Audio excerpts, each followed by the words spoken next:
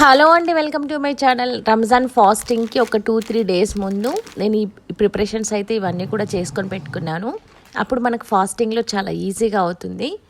బేసిక్గా ఏమేమి ఇంగ్రీడియంట్స్ ఉంటాయో వాటిని ఇలా చేసుకుంటే మనకు నమాజ్ చేసుకోవడానికైనా ఖురాన్ చదువుకోవడానికైనా చాలా టైం సేవ్ అవుతుంది. అండ్ ఒకసారి చూడండి, నేను ఇలా ప్రిపరేషన్ చేశాను. ఇలా చేసుకోవడం వల్ల టైం అనేది చాలా సేవ్ అవుతుంది. ఫాస్టింగ్లో టమాటాలు ఒక 2 కేజీల వరకు వాటర్లో వేసి ఈ విధంగా ఉడికించుకోవాలి. 80-90% వరకు ఉడికించుకోవాలండి, మొత్తం మెత్తగా కాకుండా. ఇలా కొంచెం పొట్టు ఊడేంత వరకు ఉడికించుకొని కొంచెం గోరువెచ్చగా అయిన తర్వాత ఈ టమాటా బ్యాక్ సైడ్ని ఇవి కట్ చేసుకొని తీసేసుకోవాలి. అది హెల్త్కి అంత మంచిది కాదు కాబట్టి అవన్నీ కూడా రిమూవ్ చేసుకొని ఇలా సైడ్లోకి తీసేసుకొని మిగతా వాటిని మనం ఇష్టమైతే పొట్టుతోని లేదంటే పొట్టు కూడా తీసేసి మంచిగా స్మూత్గా బ్లెండింగ్ అయితే చేసుకొని ఇలా నేనైతే ఇడ్లీ పాత్రలో వేస్తున్నాను. కొన్ని గిన్నెల్లో కూడా వేసుకున్నాను. టమాటాలు అయితే ఎక్కువ వాడతాం కాబట్టి ఈ రకంగా నేను ఫ్రీజ్ చేసుకున్నాను. ఐస్ క్యూబ్స్ ట్రేలర్లో కూడా వేసుకోవచ్చు, బట్ అలా చిన్న చిన్నగా క్యూబ్స్ ఉంటాయి కాబట్టి మనం టమాటాలు ఎక్కువ వాడతాం కాబట్టి ఇలా పెద్ద సైజులో ఉంటే బాగుంటుందని నేను ఇడ్లీ పాత్రలో కొన్ని ఇలా గిన్నెల్లో పెట్టుకొని ఈ విధంగా చేసుకున్నాను. ఇలా మనం అడుగున ఒక ప్లేట్ పెట్టుకొని అందులో కొన్ని వాటర్ వేసుకొని ఒక 2 నిమిషాలు అలా వదిలేస్తే ఈజీగా వచ్చేస్తాయండి.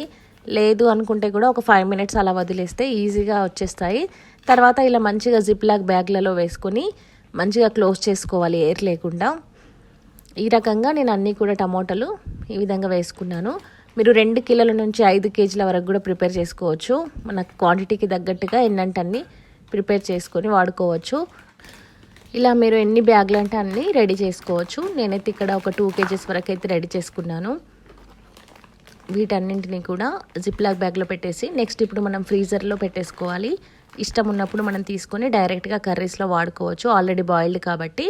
నెక్స్ట్ ఇక్కడ అల్లం వెల్లుల్లి కూడా చూడండి, అన్నీ కూడా నేను ఇలా కట్ చేసుకొని పెట్టుకున్నాను. వీటిని మిక్సీ జార్లోకి వేసుకొని ఇవి 1/2 కేజీ వరకు ఉన్నాయండి మొత్తం కూడా. ఇందులోకి లైట్గా వాటర్ వేసుకోవాలి. వాటర్ వేయడం వల్ల మంచిగా స్మూత్ టెక్చర్ అనేది వస్తుంది. వాటర్ వేయకుండా కూడా చేసుకోవచ్చు, కానీ ఇలా స్మూత్గా రాదన్నట్టు.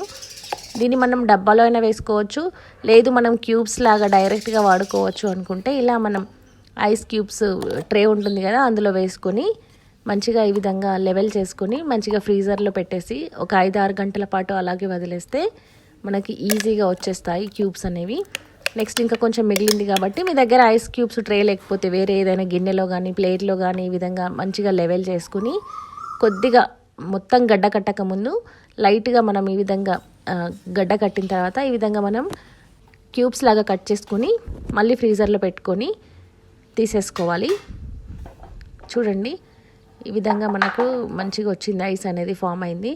వీటిని మనం ఇప్పుడు ఒక 5-6 నిమిషాలు అలా వదిలేసిన తర్వాత మనం ఈ విధంగా డిమోల్డ్ చేసుకుంటే చూడండి క్యూబ్స్ ఎంత బాగా వచ్చాయో. వీటిని మనం డైరెక్ట్గా చికెన్ కర్రీస్లో కానీ గ్రేవీస్లో కానీ ఎందులోకైనా ఈజీగా వాడుకోవచ్చు. ముక్కల్లాగా ఈ విధంగా చేసుకుంటే డైరెక్ట్గా వేసుకోవచ్చు అని ఈ విధంగా చేసుకున్నాను. ఇలా వద్దు అనుకుంటే కూడా డైరెక్ట్గా గ్రైండ్ చేసుకుని గ్లాస్లో కానీ ప్లాస్టిక్ డబ్బాలో కానీ ఎందులో అయినా వేసుకొని వాడుకోవచ్చు. సో ఇలా నేను జిప్-లాక్ బ్యాగ్లో మళ్ళీ వేసుకొని మళ్ళీ ఇలా క్లోజ్ చేసుకొని దీన్ని మనం ఫ్రీజర్లో పెట్టేసుకోవాలి. సో ఈ రకంగా చేసుకుంటే చాలా ఈజీగా అవుతుందని ఇలా ప్రిపేర్ చేశాను. నెక్స్ట్ ఇక్కడ పచ్చిమిర్చి కూడా చాలా మనకి యూజ్ అవుతుంది. ఈ పచ్చిమిర్చిని మంచిగా వాష్ చేసుకుని వీటిని మనం ఇప్పుడు ఈ విధంగా విరిచేసుకోవాలి. ఇలా 2 వక్కల్లాగా అన్ని మిర్చీలు కూడా విరిచేసుకోవాలి, లేదంటే కట్ చేసుకొని వీటన్నింటిని మిక్సీ జార్లోకి తీసేసుకోవాలి. ఇలా వేసుకొని మిర్చిలో గ్రైండ్ చేసేటప్పుడు ఖచ్చితంగా సాల్ట్ అనేది వేయాలండి, లేకపోతే అది టేస్ట్ అంత బాగుండదు. కాబట్టి ఇలా ఖచ్చితంగా ఉప్పు అనేది వేసుకొని మీకు టైట్గా కావాలనుకుంటే అంటే టెక్చర్ అనేది మీకు లావుగా ఉండాలనుకుంటే వాటర్ వేయకండి. స్మూత్ టెక్చర్ రావాలంటే వాటర్ వేసుకొని కొంచెం బ్లెండ్ చేసుకోవాలి. ఈ రకంగా ఇలా బ్లెండ్ చేసిన పేస్ట్ని మళ్ళీ ఇలా మనం ట్రేలో వేసుకోవాలి. ఐస్ క్యూబ్ ట్రేలో వేసుకొని మళ్ళీ ఫ్రీజర్ చేసుకోవాలి ఒక 5-6 గంటల పాటు. తర్వాత మళ్ళీ దీన్ని మనం ఒక 5-6 నిమిషాలు వదిలేస్తే ఈజీగా వచ్చేస్తాయి మనకి ఐస్ క్యూబ్స్ అయితే. ఈ రకంగా మనం ఒక్కొక్క క్యూబ్ని అయితే పులావ్స్లో కానీ కర్రీస్లో కానీ అన్నిట్లో కూడా వాడుకోవచ్చు. చాలా బాగుంటుంది, టైం కూడా చాలా సేవ్ అవుతుంది. తర్వాత వీటన్నింటిని మళ్ళీ జిప్-లాక్ బ్యాగ్లో వేసుకొని మనం వీటిని ఫ్రీజర్లో పెట్టేసుకుంటే ఇష్టం ఉన్నప్పుడు యూజ్ చేసుకోవచ్చు. నెక్స్ట్ ఇక్కడ నేను చికెన్ని ఎలా చేసానో చూడండి. ఇది ఒక 5-6 కిలోల చికెన్ అండి. చికెన్ అప్పుడప్పుడు మనం వాడుకుంటాం కాబట్టి ఎప్పుడు షాప్కి వెళ్ళే పని లేకుండా ఒకేసారి ఈ విధంగా కొని తెచ్చుకొని బాగా వాష్ చేసుకొని మంచిగా ఇలా జిప్ లాక్ బ్యాగ్స్లో అన్నీ కూడా లెవెల్ లాగా వేసుకొని పెట్టుకుంటే ఈజీగా మనకు ఒక్కొక్క ప్యాకెట్ని తీసుకొని వాడుకోవచ్చు. మీకు నచ్చిన క్వాంటిటీలో ప్యాకెట్స్ అయితే వేసుకోవచ్చు. చూడండి, నేను అల్లం వెల్లుల్లి మిర్చి అయితే ఇలా చికెన్ వండేటప్పుడు ఇలా వేస్తున్నాను చూడండి. ఈ రకంగా ఐస్ క్యూబ్స్ అయితే వాడుకోవచ్చు. నెక్స్ట్ ఇక్కడ రంజాన్లో చాలామంది పుదీనా కూడా బాగా వాడుతుంటారు.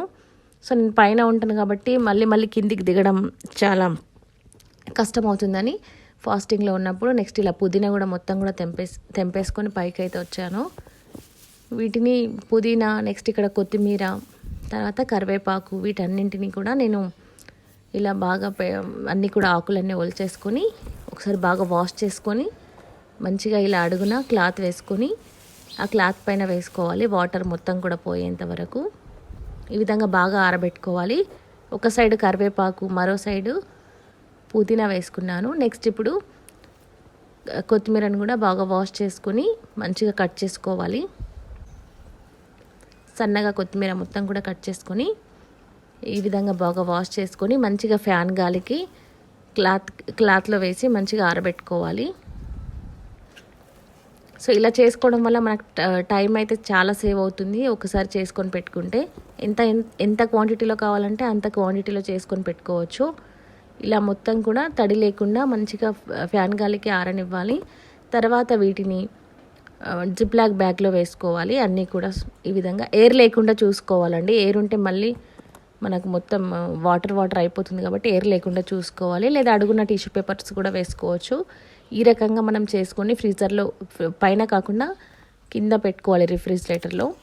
వీటిని పైన పెట్టేశాను. ఇవి మనకు చాలా యూజ్ అవుతాయండి. ఇలా చేసుకోవడం వల్ల టైం కూడా చాలా సేవ్ అవుతుంది. ఈ వీడియో మీకు నచ్చితే లైక్ చేయండి, కమెంట్ చేయండి. మరిన్ని వీడియోస్ కోసం మన ఛానల్కి సబ్స్క్రైబ్ అవ్వండి. Thank you for watching.